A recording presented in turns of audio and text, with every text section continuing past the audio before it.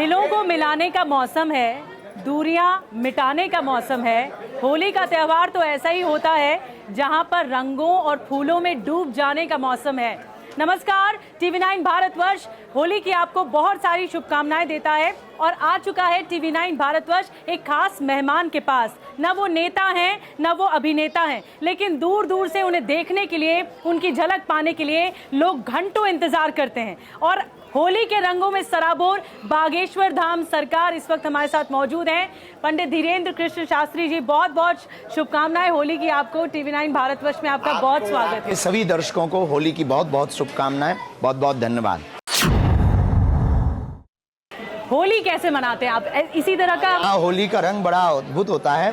ये बुंदेलखंड क्षेत्र है, यहाँ पर होली का उत्सव, यहाँ की जो लोक साहित्य है, लोकगीत, यहाँ के फाग जिसे कहते हैं, फाग गा करके नृत्य होता है, वादन होता है और सब लोग रंग में सराबोर। अभी पिछले 3-4 वर्षों से बागेश्वर धाम की जो होली शुरू हुई वो यहाँ की बड़ी अनूठी परंपरा है और पूरे बुंदेलखंड के लोग होली मनाने के लिए यहाँ आते हैं। मंच सस्ता है, गुलाल उड़ाई जाती है। आचार्य जी, आपको देखने दूर दूर से लोग आते हैं। आप बचपन में जब अपने दोस्तों के साथ होली खेलते थे, कुछ ऐसे ही खेलते थे या कुछ अलग होती थी?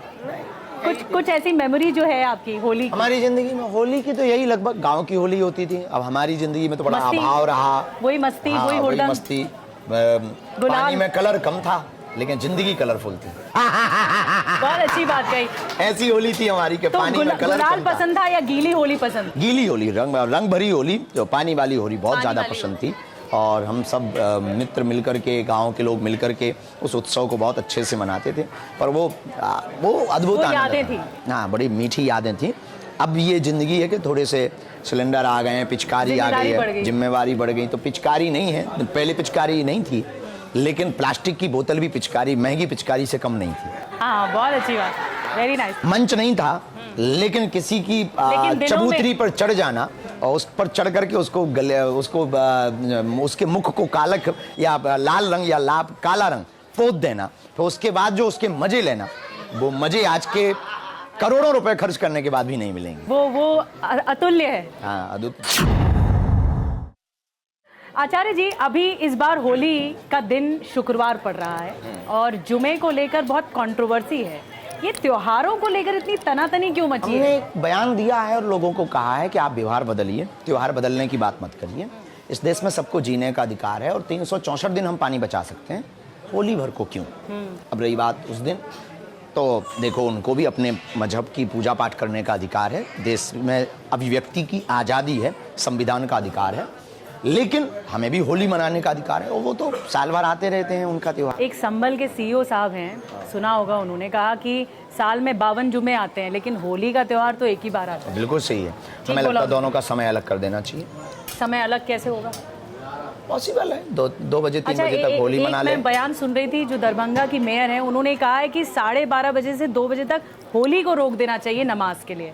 क्या ये लगता है आपको? ऐसा लगता है आपको ऐसा होना चाहिए? पूरे देश पे लागू कर पाना बहुत कठिन है और ये जरूरी पर ये नहीं। साथ साथ नहीं बन सकता आचार्य जी? मना सकते हैं, उन्हें कोई दिक्कत। देखो, आप कायदे में रहेंगे तो फायदे में रहेंगे, हमको दिक्कत नहीं है। हम रस खान को भी स्वीकार करते हैं, हम रहीम के भी दोहे गाते हैं, हम रस खान की भी बात करते हैं, तो हम APJ अब्दुल कलाम की भी बात करते हैं, हमें दिक्कत नहीं। पर तुम्हें हमारे रंगों से दिक्कत नहीं होनी चाहिए। अच्छा, तो ऐसा लगता है आपको कि रंगों से दिक्कत होती है उनको? अगर ना होती तो शायद ये क्योंकि आचार्य जी, कंट्रोवर्सी। होली दिवाली तो भाईचारे का त्योहार है और सब मिलकर मनाते हैं, तो ये फिर हिंदू मुसलमान क्यों हो रहा है? देखो, हम तो स्वागत कर रहे हैं, सबका स्वागत कर रहे हैं। और इस देश के जितने मुसलमान हैं, उनके पूर्वज पहले होली मनाते रहे, अब वो ना मनाएं, वो इनकी गलती। अच्छा, तो आपको ऐसा लगता है कि यहाँ पे समझ की कमी है या फिर सोच और समझ की कमी है? ये कट्टरतावादी विचारधारा, गजवाई हिंद की विचारधारा और भारत तेरे टुकड़े होंगे, सर तन से जुदा कर देंगे, ये जो विदेशी ताकतों ने इनके ब्रेन को वॉश किया है, उसका ये दुष्परिणाम है कि वो होली से भी उन्हें दिक्कत है, दीपावली के पटाखों से प्रदूषण उनको होता है, उनके श्वास दमा घुटता है। तो हमें लगता है कि ये वर्तमान की वो लोग तो ये कह रहे हैं कि हमारा भी जुमा है और ये आप मनाइए, हमें दिक्कत नहीं। हमें जुमा से दिक्कत नहीं, हमें बकरीद से दिक्कत नहीं, हमें नमाज से दिक्कत नहीं, हमें रोजा से दिक्कत नहीं, हमें रमजान से दिक्कत नहीं, पर तुम्हें होली और दीपावली से दिक्कत नहीं होनी चाहिए। एडजस्टमेंट कैसे होगी? ये जो आप सामंजस्य अपनी है। सीमा के कायदे में रहिए, हम अपने कायदे में हैं। आप कायदे में रहेंगे तो फायदे में रहेंगे, आप छेड़ेंगे तो हम छोड़ेंगे नहीं। बहुत क्रेज है आपको लेके। आपको खुशी होती है जब आप देखते हैं कि लोग आपके सब साथ हमारे घर के हैं, हमारे के फैन हैं थोड़ी हैं, ये हमारे परिवार के सदस्य हैं। आचार्य जी, फैन अभी आप फैन तो बंद भी हो जाता है। लेकिन ये ख्याति किसी भी फिल्म स्टार से ज्यादा है, किसी भी फिल्म स्टार से ज्यादा है। ये बहुत अच्छी बात है। अभिनय करना और जमीन पे उतर करके कार्य करना, सेवा करना, अध्यात्म की बात करना, सनातन संस्कृति की बात करना, दोनों में जमीन आसमान का अंतर है। अभी हमारे ये आप- वो लोग हैं जिनके साथ हमें, हमारा उद्देश्य इनके साथ सिर्फ हिंदुत्व की विचारधारा को बढ़ावा देना, हिंदुत्व के लिए इनको जगाना, सनातन का प्रचार करना। ये क्रेज देखिए, मैं चाहूंगी ये क्रेज दिखाएं आप। और होली खेलने के लिए जबरदस्त क्रेज है बागेश्वर धाम सरकार के बीच। बहुत बहुत देखिए कितना।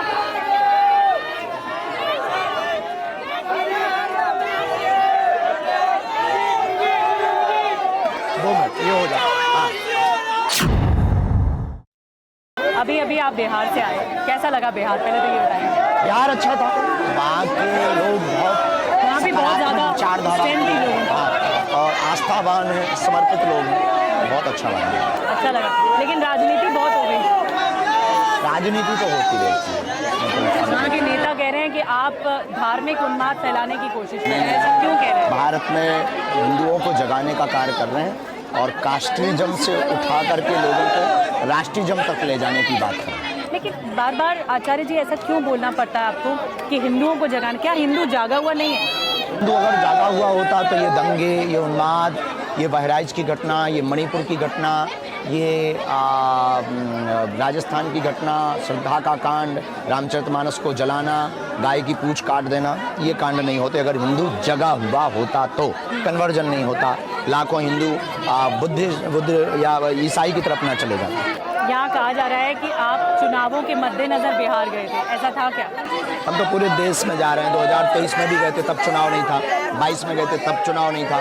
अभी हम महाराष्ट्र में जा रहे हैं, वहाँ चुनाव हो चुके हैं। हम पूरे देश में जा रहे हैं, जो हमें बुलाता है हम चल देते हैं। चुनाव से हमें क्या लेना देना? लोग, चुनाव जनता और राजनेता के बीच में, हमारे बीच में या भक्तों के बीच में चुनाव नहीं। लेकिन आचार्य जी, आरजेडी कह रही है कि आपने जानबूझ के यही वक्त चुना क्योंकि बिहार में चुनाव है। कथा हमारी पहले तय हो चुकी थी, चुनाव की घोषणा बाद में। अच्छा, तो ये माइक दो ना। क्या माइक से? तो मैं आपसे ही जानना चाह रही हूँ कि ये ऐसा बार बार क्यों राजनीति इतनी गरमाई आपके आने से, जबकि आप तो हर जगह जाते हो। तो क्या वाकई चुनावों के मद्देनजर देखा गया इसे? ऐसा लोगों ने इसको बनाया है। धर्म और राजनीति दोनों अलग अलग है। विपक्ष ये कह रहा है आप बीजेपी के हेल्प कर रहे हो इस तरह से सभा कर। मैं कभी किसी पार्टी का नाम नहीं लिया, किसी पार्टी को वोट देने की, लेने की या किसी को हराने जिताने की बात नहीं की। नाम करते हैं। अच्छा, हम हिंदुत्व की बात करते हैं, हम सिर्फ सनातन की बात करते हैं। हम 150 करोड़ हिंदुओं की रक्षा, सुरक्षा, हिंदुत्व के संरक्षण, संवर्धन की बात करते हैं। तो ऐसा नहीं लगता कि आप जेडीयू और बीजेपी के बीच में खटास डाल दोगे, क्योंकि वो समर्थन जेडीयू से नहीं आ रहा उतना? हमें खटास करवाना तो नहीं लगता कि क्या उनमें होगा, वो उनका अपना निजी विषय है। हमें दोनों से कोई लेना देना। आप सिर्फ कथा करने गए? हम कथा ही करने गए थे, कथा ही करके आए। अब उसमें किसी को अपना राजनीतिक एजेंडा चलाना है तो उनका निजी विषय है। जी आचार्य जी, अंदर आ जाते हैं, फिर हम होली भी साथ मना लेंगे। लेकिन ये क्रेज देखिए, ये क्रेज जबरदस्त है। एक सेल्फी लेने के लिए लोग आते नजर आ रहे हैं। एक सेल्फी, आचार्य जी आ जाइए। जय श्री राम। लेके बड़े हैं, होली है।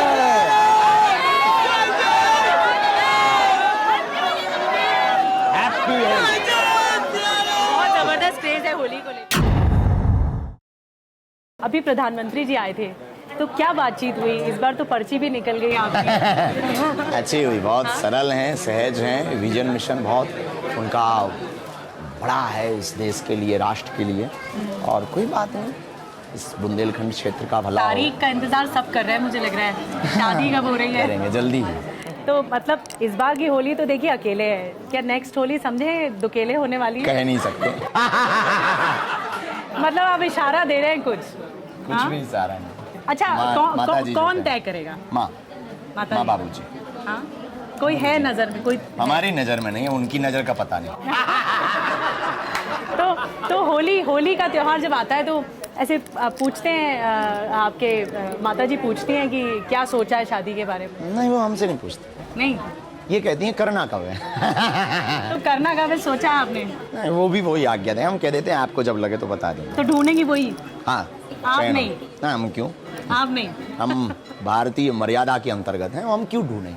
हमारे माता पिता निर्णय लेने वाले हैं, हमसे बड़े हमारे गुरु हैं जो गुरुदेव देश में भगवान। कौन सा राज्य आपको सबसे ज्यादा पसंद है? वैसे तो पूरा देश ही पसंद है।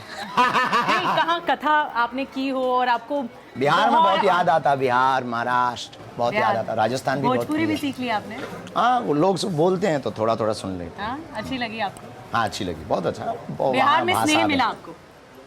बहुत ज्यादा, सब जगह मिलता है, सब जगह मिलता है। भारत भी, लंदन भी, फिजी भी, ऑस्ट्रेलिया भी, पर भारत में सबसे ज्यादा, और भारत में सबसे ज्यादा मैं ज्यादा बिहार में। तो बिहार में फिर किसकी सीएम की पर्ची निकलवा रहे हैं इस बार? पता नहीं है, जिसका भाग अच्छा होगा, जनता जिसको वोट देगी वो सीएम बनेगा। अच्छा आचार्य जी, औरंगजेब का भी विवाद आपने सुना होगा, लगातार चर्चा में है समाज में। मुख्यमंत्री की तरफ से कहा गया महाराष्ट्र के कि जो कब्र है उसे ढहा देना चाहिए। क्या औरंगजेब ने इस देश को तोड़ने का काम किया है। औरंगजेब महान नहीं हो सकता। महाराणा प्रताप हैं, छत्रपति संभाजी महाराज हैं, छत्रपति वीर शिवाजी महाराज हैं, रानी लक्ष्मीबाई हैं, स्वामी विवेकानंद हैं। इस देश के बहुत वीर शूरमा हैं जिन्होंने अपने इस देश को बचाने के लिए, संस्कृति को बचाने के लिए, सनातन को बचाने के लिए अपने प्राणों की आहुति दी है। तो बाबर या अकबर या औरंगजेब ये तोड़ने की बात करते हैं, औरंगजेब इस देश को मिटाने की बात करता है। औरंगजेब ने मंदिर बनाए होंगे पर मंदिर तोड़ करके मस्जिदें भी बनाई हुई हैं। ऐसा व्यक्ति कभी भी पूजनीय नहीं हो सकता, महान नहीं हो सकता, ग्रेट नहीं हो सकता। लेकिन आचार्य जी, विरोधी कहते हैं कि औरंगजेब के समय अगर मंदिर तोड़वाए गए तो मंदिर बनाने के लिए जमीनें दी गई, अनुदान दिए गए। ये कोई बहुत बड़ी बात नहीं। अब चांटा मार करके कोई मलहम लगाए। तो उनकी कब्र को ढहाना चाहिए। अगर वहाँ के मुख्यमंत्री और वहाँ की सरकार और भारत के 100 करोड़ लोग अगर यस बोलते हैं तो हमारा यस सबसे आगे मानिए। और ढहा के फिर क्या करना चाहिए? उस जमीन का क्या करना चाहिए? अब वो सरकार निर्णय लेगी, हम सरकार नहीं। तो अगर फिर तो आचार्य जी, अगर आप कह रहे हैं औरंगजेब की कब्र को ढहाना चाहिए तो उनके जो पिता है शाहजहां। हम नहीं कह रहे हैं, इस देश के लोग कह रहे हैं। जो हाँ ठीक, जो शाहजहां है, फिर क्या उनकी भी कब्र को ढहाना? ये भी देश के लोग निर्णय लेंगे तो हमारी तरफ से हाँ हो। मतलब शाहजहां की कब्र अगर लोग कहेंगे तो उनके लोगों में सबसे आगे हमारा। ताजमहल को भी कहा जा रहा है। हमने तो नहीं कहा है, वहाँ शिव शंकर जी भी बैठ सकते हैं। ढहाना पर विषय थोड़ी है। लेकिन आचार्य जी, ये कब तक चलता रहेगा? परिवर्तन, सुधार करना चाहिए। नहीं, जैसे एक बहुत मूल सवाल है जो समाज में उठ रहा है, इसी विषय के बाद मैं थोड़ा सा समय और लूंगी कि ये कब तक चलता रहेगा? ये तोड़फोड़ वाली राजनीति कब तक चलती रहेगी? ये तोड़फोड़ की राजनीति देखिए, ये अंतहीन है। जैसे एक तोड़ा जाएगा फिर दूसरा एक विचार आ जाएगा। देखिए, ऐसा नहीं, सुधार चलता रहता है। जिंदगी में कोई भी चीज बिगड़ती है तो उसमें सुधार लगातार चलता रहता है। मकान बनते हैं, बिगड़ते हैं, फिर कुछ बड़ा। अब आप मकान बनाते हैं तो पेंट तो करते रहते हैं ना बार बार। हाँ, तो देश है ये। अब देश में ये डेंटिंग पेंटिंग तो होती रही।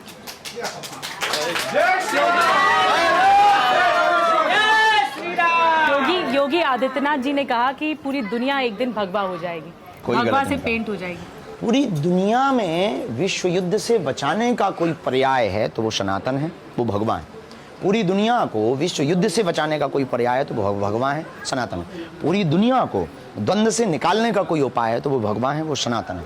पूरी दुनिया को क्रांति से शांति की ओर ले जाने का कोई पर्याय है तो वो भगवान है, सनातन है। पूरी दुनिया को बुद्धू से बुद्धत्व की ओर ले जाने का कोई पर्याय है तो वो सनातन है और भगवान।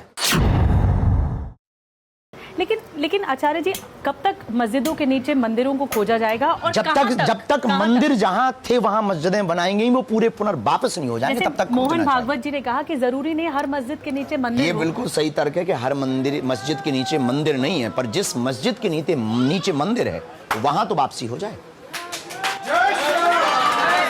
तो क्या आप ऐसा मानते हैं कि कई मस्जिदें तो सुधार करना चाहिए ना? आपका बेटा गलती कर दे तो आप बेटे को मारोगे, पीटोगे या सुधार करवाओगे? तो ऐसे तो फिर तलाशा नहीं जाना चाहिए हर मस्जिद के नीचे। ये 3 लाख से ज्यादा मस्जिदें हैं, कहाँ तक, कब तक ये तलाशने कार्रवाई से नहीं, हम मान लीजिए कोई अंदर से ही जो पुकार खुदाई रहा, हो रही है। ASI सर्वे, कोर्ट, व्यक्ति, वहां की व्यवस्था बोल रही है कि नीचे शंकर जी हैं, तो तलाश थोड़ी रहे। संभल में हम थोड़ी घुसे थे, ASI ने सर्वे किया है और कह रही है तो अब शंकर जी बैठ जाने चाहिए। काशी में ऐसे ही हुआ है, तो ये खोजना गलत है। इसके तो हम पक्ष में हैं कि हर जगह खोजना नहीं चाहिए, ये आप पक्ष, ये पक्ष है, लेकिन कहीं अगर है तो छोड़ना भी नहीं चाहिए। आचार्य जी, जैसे संभल का आपने जिक्र किया, आप भी जानते हैं कि संभल का इतिहास बहुत पुराना है। कल की अवतार कहा गया है कि भगवान नारायण के कल की अवतार वहाँ रहे। तो ऐसा नहीं लगता इस हिंदू मुस्लिम विवाद के चलते वो जो महत्ता है कल की अवतार वाली, वो फीकी पड़ती जा रही है, वो कमजोर पड़ती जा रही है? कोई विवाद नहीं है। इस देश में जितने भी लोग रह रहे हैं वो सब हिंदू हैं। मुसलमानों के भी पूर्वज हिंदू हैं। वो बात अलग है कि उन्होंने मजहब बदल लिया, तलवार के बल पर बदला। आज नहीं समझ रहे, कल वो समझेंगे। असली मुसलमान अरब में रहते हैं, झंझट खत्म। लेकिन एक बाग में तो सब हैं। हम फिर स्वीकार कर रहे हैं कि हम इस बाग में, हम पूरी दुनिया को बाग मानते हैं। और इसी अनेकता में ही तो एकता है। हाँ, तो वो हम बनाए रखना चाहते हैं, पर कायदे में। तो अभी कायदा तोड़ा जा रहा है। कायदा नहीं तोड़ा जा रहा होता तो ना तो वो दीपावली पर ज्ञान देते, ना होली पर ज्ञान देते, ना तुम्हारे कानून को पत्थर मारते, ना तुम्हें पत्थर मारते। आपको ऐसा लगता है?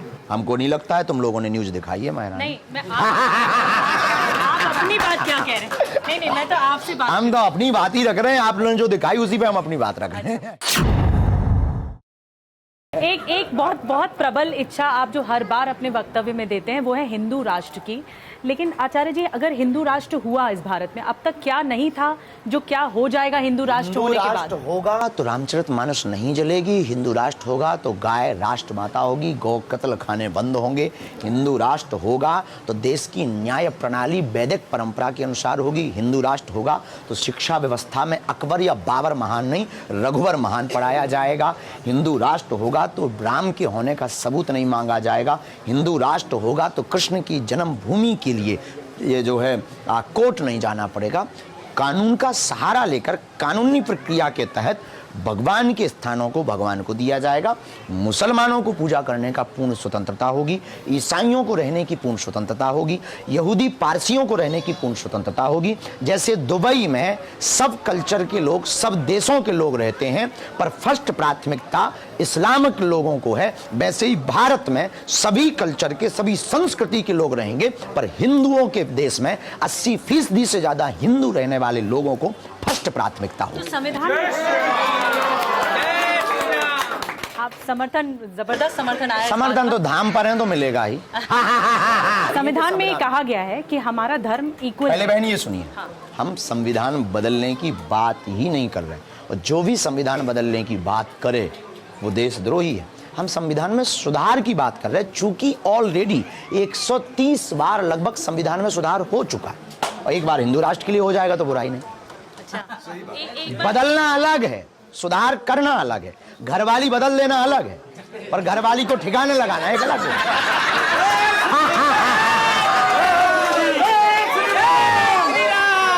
मुझे लग रहा है आपत्ति ना हो जाए बहुत। मेरी बहन, हम तो मजाक कर रहे हैं, किसी को आपत्ति ना हो। लेकिन हल्का फुल्का सवाल, एक क्विक रिएक्शन। ये जो सक्सेसफुल वाली स्टोरी है वो सब जानना चाहते हैं कि ये शब्द कहाँ से आया? मंच पर आया था, हमारा शब्द नहीं है, वो कोई मंच पर आया था। हमने कहा क्या पाना चाहते हो, क्या चाहते हो, तो बोले हम सक्सेसफुल होना चाहते हैं। तो हमने भी पहली बार सुना था सक्सेसफुल ये क्या होता है, तो हमने भी पूछ लिया भैया ये सक्सेसफुल क्या है, जरा बताओ। सक्सेसफुल तो सुना था, ये सक्सेस अरे बहुत हंसी है बस। Thank you. अच्छा, एक आखिरी सवाल। ये आखिरी कितनी देर तक चलेगा? नहीं, मुझे आपसे बातचीत करने में बहुत मजा आ रहा है, इसीलिए एक आखिरी सवाल। मुझे ये बताइए कि जो ये आपको एहसास हुआ कि आपको इसी जग में इसी तरह संत की तरह आगे बढ़ना है, आचार्य की तरह आगे बढ़ना है, वो एहसास जिंदगी में कब हुआ? क्योंकि लोग ये जानना चाहते हैं। गुरुजी सन्यासी बाबा ने यहीं पर तप किया है, और क्योंकि आप इतना अपील करते हैं यूथ को भी, बच्चों को भी, बड़ों को भी, बुजुर्गों को भी, तो इसीलिए ये सवाल, ये कोई बहुत ये संतत्व वाली बात नहीं है, एक हिंदुत्व वाली बात है। हिंदू, जागा हुआ हिंदू अपनी बात को रख सकता है, अभिव्यक्ति की आज़ादी पर यह अधिकार है, संविधान है।